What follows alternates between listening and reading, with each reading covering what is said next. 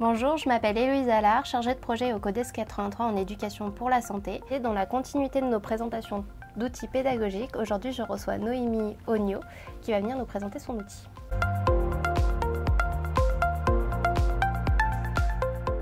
Alors, je m'appelle Noémie Ognot. J'ai créé donc Super Co-Quotidien à la maison, qui est un jeu de plateau ludopédagogique pour développer l'autonomie quotidienne des enfants. Plus particulièrement, notre spécificité, c'est qu'on a créé le jeu pour qu'il soit aussi adapté aux enfants qui ont des déficiences intellectuelles et des troubles cognitifs. Et c'est un projet que j'ai créé il y a maintenant 4 ans, alors que j'étais étudiante en design de produits. Et donc Super Co-Quotidien était mon projet de fin d'études à l'époque, que nous avons donc commercialisé en novembre 2022. Voilà, donc très récemment.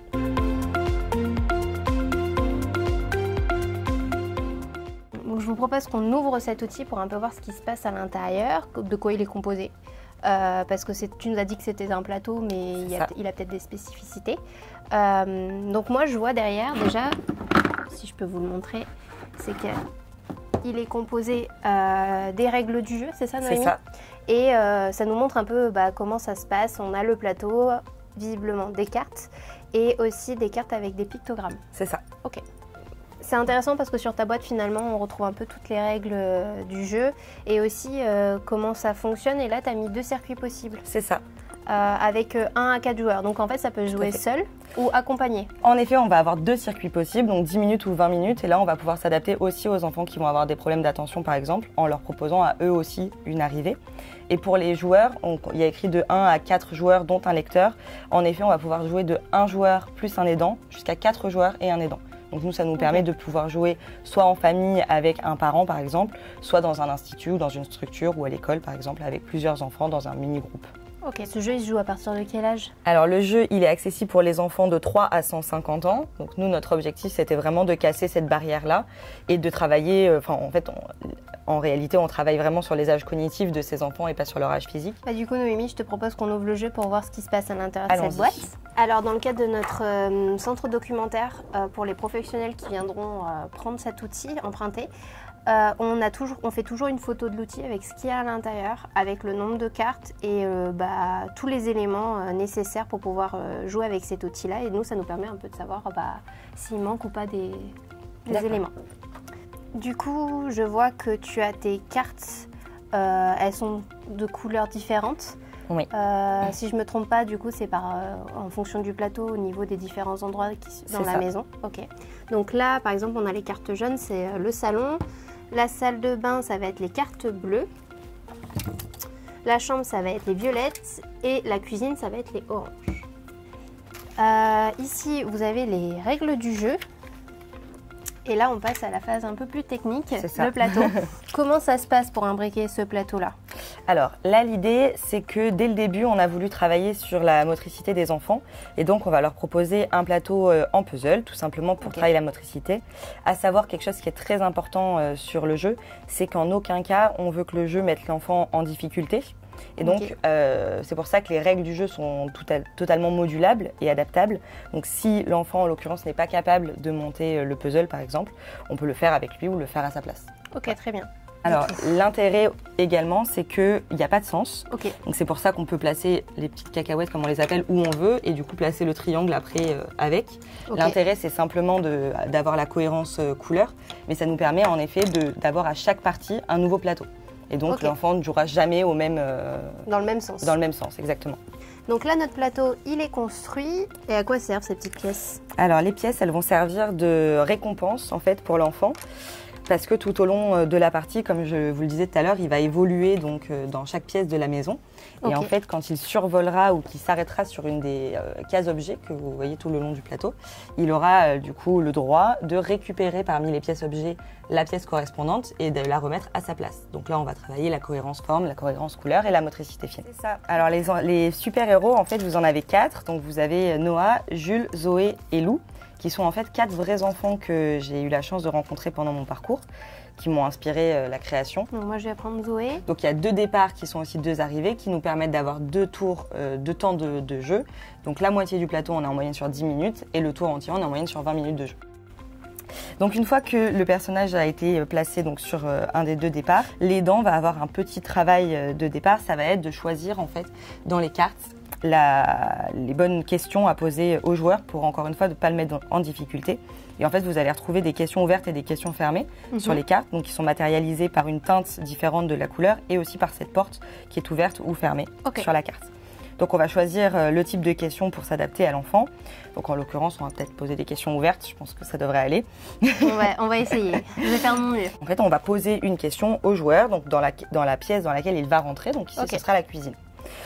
Sur chaque carte, vous allez retrouver donc la question qui est ici, l'outil pédagogique qui est ici, l'outil pédagogique qui est plus destiné, on va dire, on propose en général plus aux familles, aux non-professionnels en fait, qui n'ont pas de formation liée à ces pathologies, qui peuvent être souvent démunis face au développement de leurs enfants.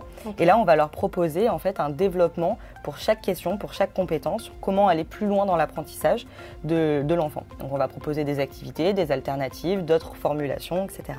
Très bien. Et sur chaque carte, vous allez aussi retrouver au dos une illustration donc qui appuie la question, qui permet des fois d'y répondre selon la question et qui va aider aussi à développer l'imagination de l'enfant.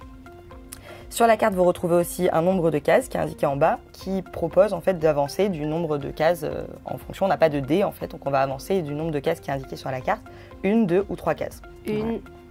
Donc Zoé se balade sur le plateau. Et ça, c'est un truc important aussi qu'on n'avait pas dit. La particularité de notre plateau, c'est qu'il est en relief. Et en fait, pour avancer le pion, à chaque fois, on va être obligé de le soulever et de le remettre à sa place. Donc en fait, on ne pourra pas faire glisser, vous voyez, le pion sur le plateau. Donc pour travailler également, encore une fois, la motricité. L'outil pédagogique est totalement facultatif. Si l'enfant ne répond pas correctement à l'outil pédagogique, ça ne l'empêche pas donc d'avancer. Et à ce moment-là, l'enfant vient de survoler donc une case objet et il va pouvoir retrouver parmi les pièces objets qui sont ici la bonne pièce correspondante. Donc là, ça serait la cuisinière. Voilà. Du coup, la cuisinière que je vais venir imbriquer à sa place. Exactement. Et voilà. Alors, à savoir qu'on va avoir plusieurs règles du jeu, donc qui sont encore une fois modulables, personnalisables et adaptables en fonction des besoins des enfants et de leur pathologie.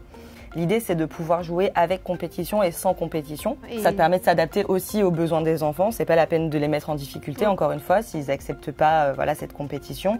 D'autant plus qu'avant 6 ans, en général, on n'est pas forcément dans la compétition, plus dans la collaboration. Et donc, ça nous permet aussi de s'adapter aux besoins et aux tranches d'âge et des compétences des enfants.